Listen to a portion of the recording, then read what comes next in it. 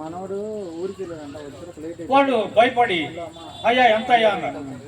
50,000 injection, 50,000 పెట్టి injection తెప్పించి ఆ ఇంజక్షన్ వాడికి వెయ్యాలి అంటే 25,000 ఇవ్వమన్నారు.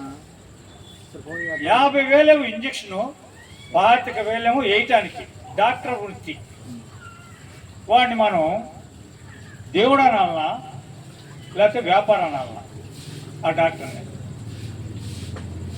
వాడు వైట్ రేషన్ కార్డు బాధితుడు, దళితుడు, 50,000 పెట్టి ఇంజక్షన్ తెప్పించారు, 25,000 వసూలు చేసి ఇంజక్షన్ వేసాడు, 3 రోజులు ఉంచుకొని పంపించేశారు.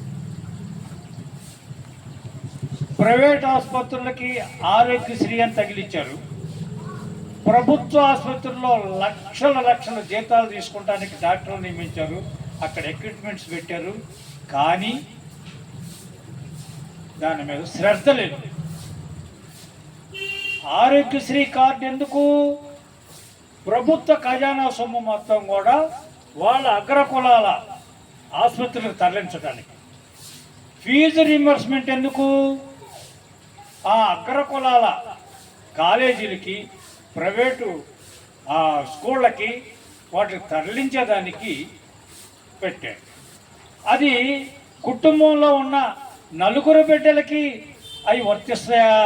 కాదు, ఒక్కళ్ళకే. ప్రభుత్వ ఆసుపత్రుల్లో అయితే కుటుంబం మొత్తానికి చూస్తారు, కానీ అక్కడ ప్రభుత్వ ఆసుపత్రిలో చికిత్స కోసం పోవటానికి నరకాన్ని చూపిస్తున్నారు. అది పాలకుల లోపం.